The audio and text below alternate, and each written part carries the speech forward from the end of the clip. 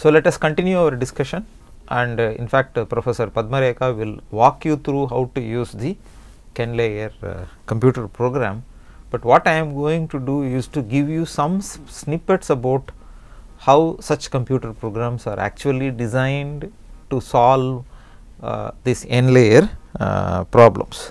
Okay. Now, first and foremost thing, we need to understand this very carefully, because these are the keywords here: elastic, multi-layer.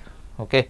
So, this entire payment analysis and design framework depends on assuming all the layers of the payment to follow linearized elastic response. So, that means everything has to be given in terms of Young's modulus and Poisson's ratio. Later, when you are doing the material characterization, or in fact, if you have taken our course on mechanical characterization of bituminous material, you would have noticed that we talk about bituminous material as viscoelastic material, and when we are talking about the material characterization in this course, we will also be saying that the granular materials show pressure dependent response. So, both of them are definitely not elastic in nature, definitely not linearized elastic in nature. So, what this means is we will be using some kind of a surrogate modulus here. Okay. So, that needs to be very clearly understood. Okay.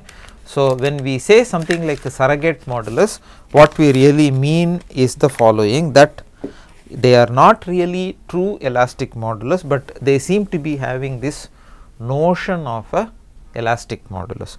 Now, second thing is this multi-layer. So, when we say multi-layer, what we really mean is we are not going to restrict our attention only to 3 layers, because when we used this charts and computed the stresses and strains, we were probably talking about 1 or 2 or at best 3. In fact, we did not solve any problem with the 3 layers, because they involve number of charts and tables and so on and so forth. So, we restricted our attention only to 1 layer and 2 layer. Okay. So, now coming back to this, since we are using a computer program, what we can actually do here is we can solve for as many number of layers as possible. Okay. Right. First and foremost thing is, all the solutions that you are seeing will appeal to axisymmetry. Okay. The second thing that we need to understand is, you are going to assume some kind of a stress function for all the vertical layers sigma z, and the third thing is there is a vertical stress under the circular loaded area, and finally, the boundary conditions or the interface conditions, or the interface conditions that you are going to see here consist of continuity of vertical stress displacement, shear stress and radial displacement at n minus 1 interfaces. So, that means, if there are n interfaces, let us say, what you are going to do is, if you can compute any value at the bottom of this layer and compare it with the similar value at the top of the next interface, they should be identical. So, that is the whole idea here. Right. Now, let us start talking in terms of superposition of V loads. Now, what we really need to do is, as of now, whatever problems that we solved till now looked at something like this. Now, in the plan view, let us say you are talking about x and y, you have what I call as dual tandem. So, that means we need to understand this, there is one axle, there is another axle, we are talking about 2 wheels here, 2 wheels here, and mostly we will be focusing our attention on one side. So, that is what is shown in this picture now. So, let us say I am interested to find out the stresses and strain at any point A, and so what do we really do? So, in fact, we can resolve it. So, we have sigma Z, sigma R, sigma T, tau or Z. Okay. So, we can basically resolve it, but how can you resolve it, or how can you even do the superposition? You can superpose sigma Z. So, that means the stress at this point A can be taken as the sum of the stresses at this point A due to these loads 1, 2, 3, 4, because they are all in the same direction, right. So, you can do that, but you really cannot do it for sigma R, sigma T and tau or Z. So, sigma R, sigma T, tau or Z cannot be superposed. So, we need to resolve them, basically, talk in terms of x and y and sin theta, cos theta and all that stuff. So, when we do this for this, you are going to get sigma r cos square alpha plus sigma t sin square alpha, similarly for sigma y, similarly for tau xy, similarly for tau yz, similarly for tau xz. So, you will be able to get all these things. Now, what you really need to do is you need to now superpose it for multiple loads.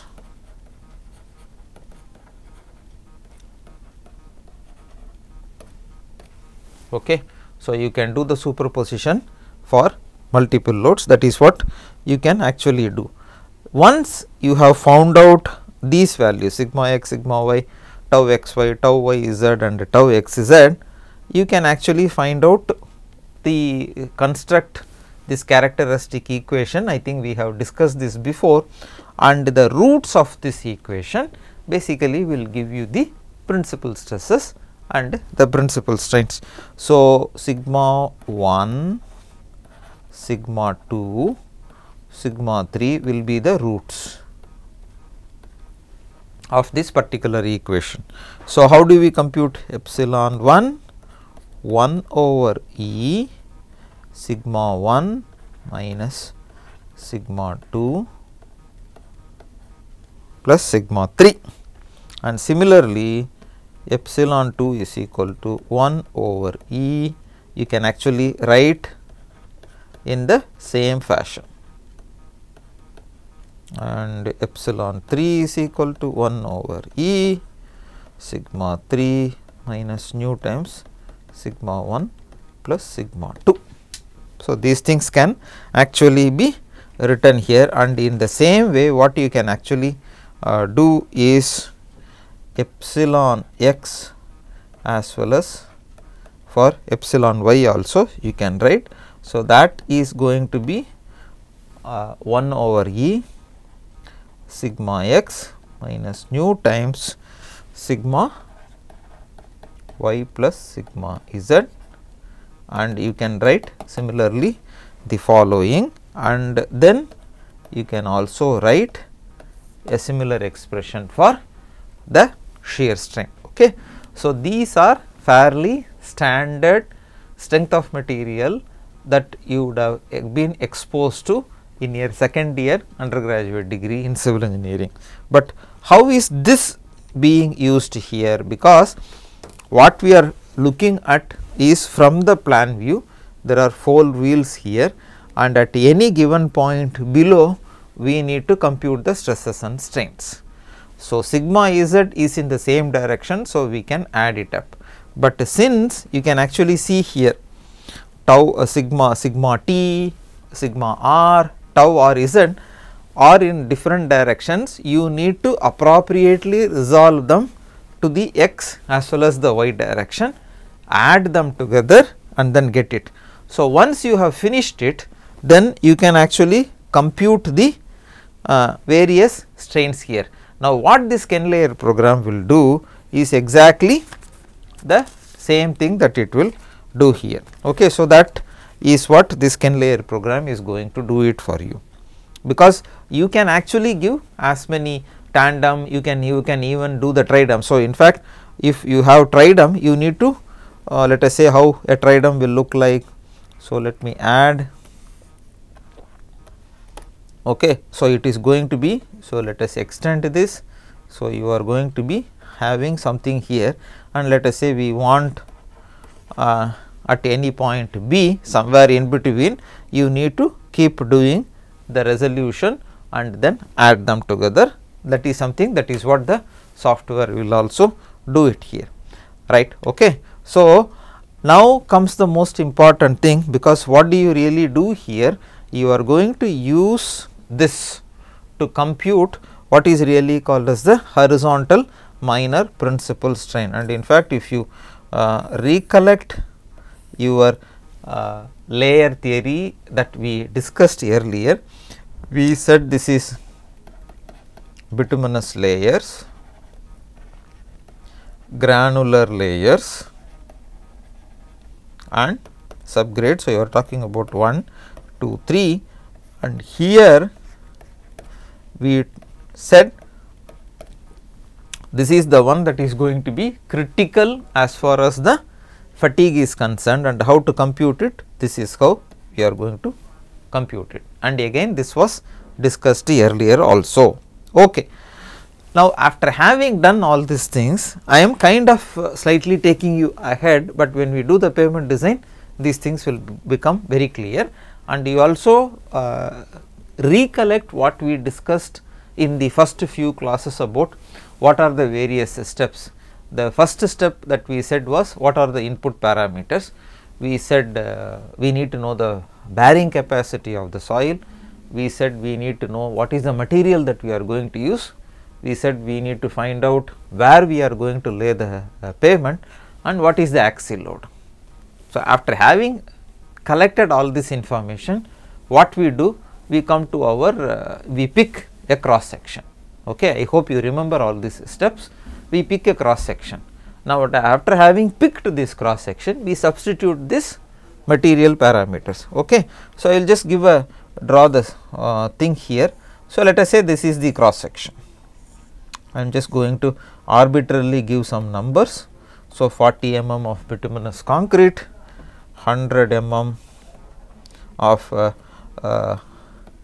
dense bituminous macadam. Let us say we will give 250 mm of wet mix macadam, maybe another 300 mm of sand gravel mix sub base, and let us say there is a compacted subgrade of 500 mm. Okay. And so, right. Now, this is the cross section, this is your trial section. Okay. Now, what you are going to do is, we will be talking in terms of an 80 kilonewton standard axial load, and in fact, Professor Neetu Roy will be telling you what is really called as equivalent single wheel load, equivalent wheel load factor, equivalent axial load, and etc. Okay. So, now let us say we apply a load of this type 20 kilonewton. In fact, what you typically have, you are going to have 20 20 20 20. So, this is 80 kilonewton. There is a pressure of 560 kilopascal is the pressure that you assume. You will be able to find out. Now, you know very well that you want to compute the epsilon t here, and let us say we compute epsilon c here. Okay. Now, we apply the standard load, we compute this epsilon t as well as epsilon c, and then we need to find out what is the expected load repetition that this particular cross section can take. That is the idea. Now, of all these classes that we have been essentially talking about how to compute this stresses and strain. So, now that we know how to compute the stresses and strain, we put this load here, we compute this stress and strain, substitute it here, and also substitute the modulus value here. So, you are going to get something called NF. Now, what does this NF basically tells you? It tells you the number of repetitions that this pavement cross section can take. Now, what is the point? The point is what is the target failure. So, you are talking in terms of 10% cracked area. Okay. So, you substitute and you get, let us say, 40 million standard axle load, easel value, right, equivalent standard axle load. Now, let us say your traffic predictions, you do all the calculations related to this traffic prediction says for 5 years the load is going to be something like 50 million standard axles, then you are basically going to say, but this cross section can take only 40 million, but I need 50 million. So, you will say that this cross section is no good, but on the other hand, if this cross section can take 60 million standard axle load, but you have your traffic predictions are only 50, you will say that this cross section seems to be safe. So, that is the general idea. Now, why I am saying all these things? How do we compute this value? What is the load bearing capacity of a given pavement in terms of rutting, in terms of fatigue? And for that, these empirical expressions, what I would really call as distress transfer functions. So, they are used here, and so when I use my layer program, KENLAYER program, and when I compute, I will get these values. Now, I will just give some standard values that are followed in asphalt institute. So, this is for NF. So, it is going to be 0.0796, 3.291, focus your attention on 3.291, 0.854. So, for ND, okay, this is related to damage,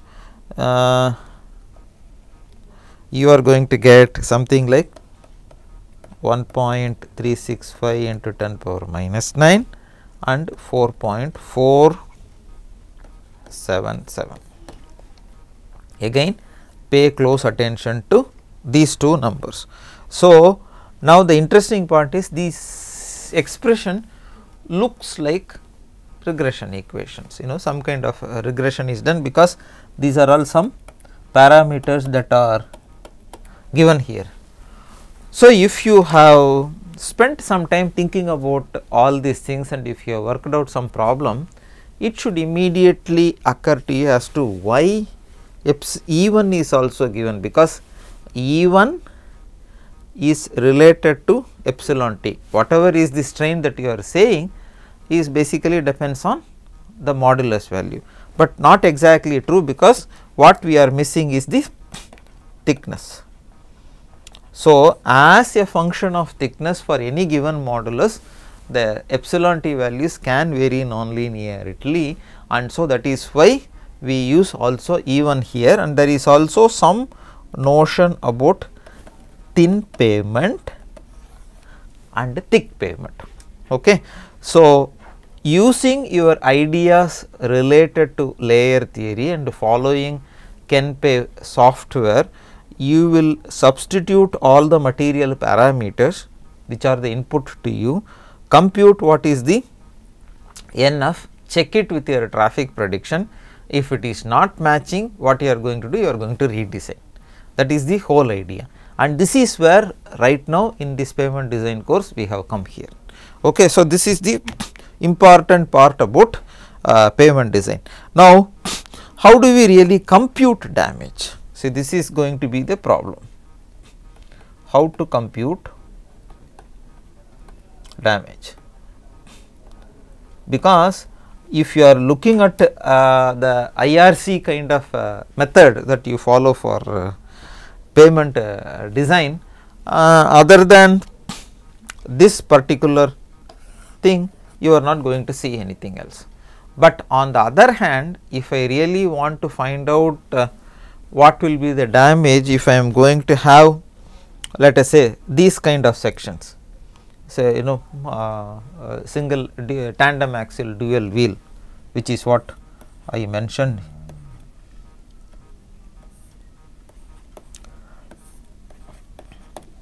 Okay. So, we need to find out for this portion what is going to be the location of maximum strain. Now, you can have, so let us talk about this. So, 80 kilonewton is single axle dual wheel, 160 kilonewton is tandem axle dual wheel, 240 kilonewton is tridem axle dual wheel. So, you can have two ideas here. The first and the foremost thing is, you can split this and say that okay, one passage of tandem is equivalent to two passages of 80 kilonewton. So, that means all I really need to do is to find out the location, I know how to compute the strain here and then do it. That could be one thing. Another thing that you can say is no, that is not really correct. I will just take this as one complete set, because each of them are 80 kilonewton and I am going to compute as taking them as one passages. So, one passage of tandem, is this equal to twice that of single. Okay. One passage of tridem is equal to thrice that of single. Is this true? No, it is not true. Both the extremes are not going to really work out. So, how are we going to do it? So, what we will do? We will do it in a slightly different way, and in fact, that is how KenPave is also going to do, and I advise all of you to just start playing around with this software and understand how it works. So, what we can do is find out, take a look at this location 1, 2, 3, find out what is the maximum strain here. So, let us call this as epsilon A, then move it to the center and find out what is the maximum strain, let us call it as epsilon B. So, what you need to do is you need to take it in terms of epsilon A minus epsilon B and epsilon A. Okay. So, midway between these two axles and under the second axle. I would like you to think about this, also use KenPave judiciously and try and see whether you will understand it.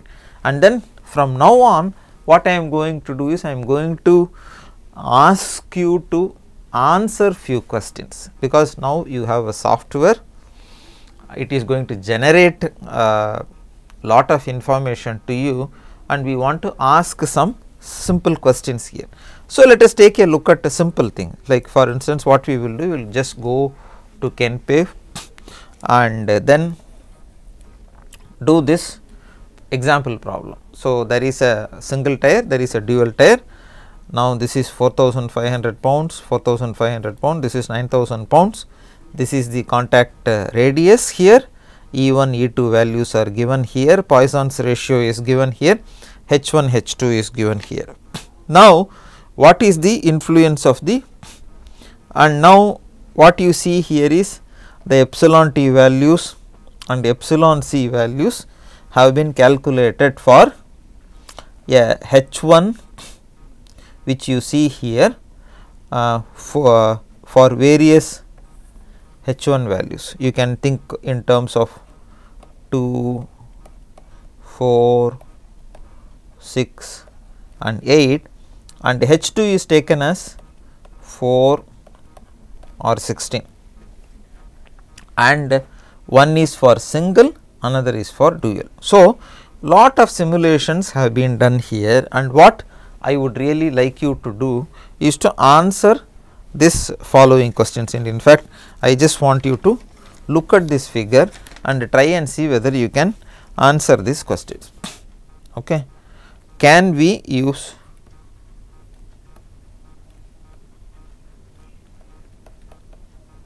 single tire to replace dual tire? What do I mean by that? This is single tire, 9,000 pound. Can we use this instead of these two things? That is something that you need to really answer. Now, what is the influence of thickness on dual wheel? Now, you have to answer this question for epsilon t, c and epsilon t. Now, the answer to all these questions are provided in the textbook, which you should be having as a reference. My suggestion to you is to use this as an opportunity to go around and take a look at it. Now, how to prolong the fatigue life? So, what do I mean by this? So, let us say the E1 values, E2, E3 are given here, they are all taken constant. What is varied? H1 value is varied, H2 value is varied. Now, if you really want to prolong the fatigue life, this is what you need to really use. So, now the question that you really want to ask is, immediately you will know, if I use a high H1, and you can even say in this one H2 16 inches. So, if you use this combination in dual, you are going to get a much lower strain, which means much higher fatigue life. But will anybody in their right sense use for the topmost layer 8 inches of thickness? They will not do it. So, you may want to really talk in terms of 2. Now, the interesting part that you see here is this portion. So, looks like whether you use this thickness or this thickness here, this value seems to be more or less identical. You need to really think about this. Why is this happening? And so, in fact, what you will do, you will use these values, substitute it here to compute your NF values. Okay. So, how to prolong the fatigue life? How to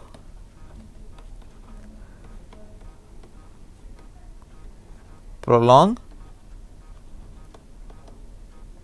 rutting life? So, you are given combinations of H1, combinations of H1 and H2, and you are also asked whether you want it to be single and dual. So, take a look at these figures that are given above and try and see whether you can answer this question. And so, when you go through this chapter 3 of this book, there are many such sensitivity analysis that has really been worked out. So, it is up to you to understand each of them, but we will help you. If you have any question, just put it in the chat and we will be able to understand that. Now, one last concept that I need to introduce before Professor Padma takes over and walks you through the whole KenPay software is the following. What exactly is this linearity, non-linearity and the material modulus? Okay. Now, throughout this course, whether you are using IRC 37, AASHTO, old AASHTO, I am talking about 1993, you are going to be talking about resilient modulus for granular material as well as resilient modulus for bituminous material. Now, if you really need to know something about this resilient modulus of bituminous material, what you need to do is to go take a look at our old course on mechanical characterization of bituminous material that is already available in the NPTEL program. So, right now you only talk in terms of E1, E2, E3 and so on. So, what do this E1, E2, E3 means? They are what are called as I mentioned earlier, surrogate modulus. Okay. So, but the actual material shows some other response. So, we just need to capture something out of it, okay, in a sense called as resilient modulus. So, there is going to be a concept of resilient modulus that is used here, and in fact, this will be discussed in detail in the material characterization part. So, here we assume something like shakedown. Shakedown is going to really happen. Okay. So, how do you use them within the context of this layer theory? So, you can actually do it in different ways. So, one you can do is to split them into different layers. So, instead of using one layer, you can have E1, E2, E3, E4, E5, and which can be assumed to vary in one specific way, because originally when you derived, we did not derive it, but when we stated our assumptions related to layer theory, we said the self height of the layers are not really taken into account. Okay.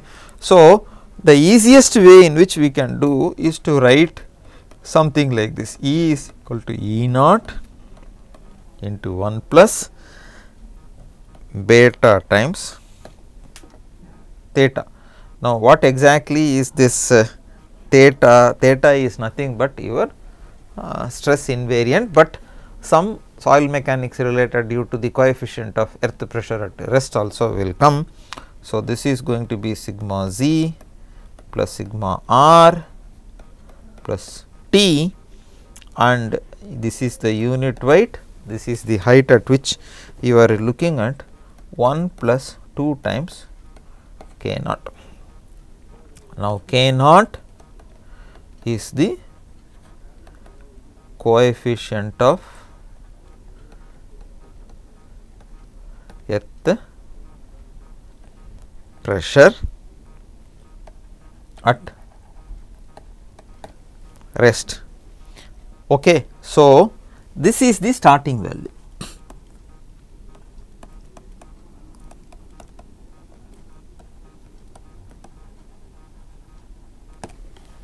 But the solution here is going to be iterative in nature. Why it will be iterative in nature? I will assume some epsilon. So, let us solve a simple problem. We will do one layer, and let us take a look at some point where we are interested to compute it. So, I will assume some E naught and then compute at this point sigma Z, sigma R, sigma T, and then what I will really do here is to substitute the value here. Now, what exactly is this beta? You can think of it in terms of how the modulus value varies as a function of the earth pressure, okay. The summation of the principal stresses, what is really called as theta here, okay. So, now if you will, so knowing this and substituting here, you are going to get one more E here, let us call it as E1. Anyway, this is one layer theory, so do not get worried about, oh, is this E1, E2, E3, so 3 layer theory, no, something like E1. Then we substitute the new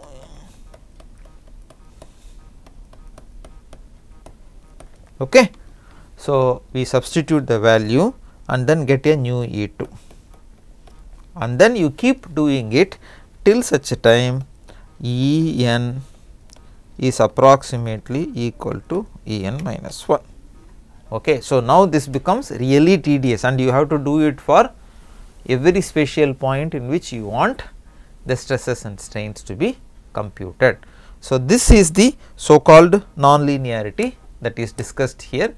So, I will stop here, and if you have any questions, feel free to send an email to me or put your mail in the chat. Okay. Thank you so much.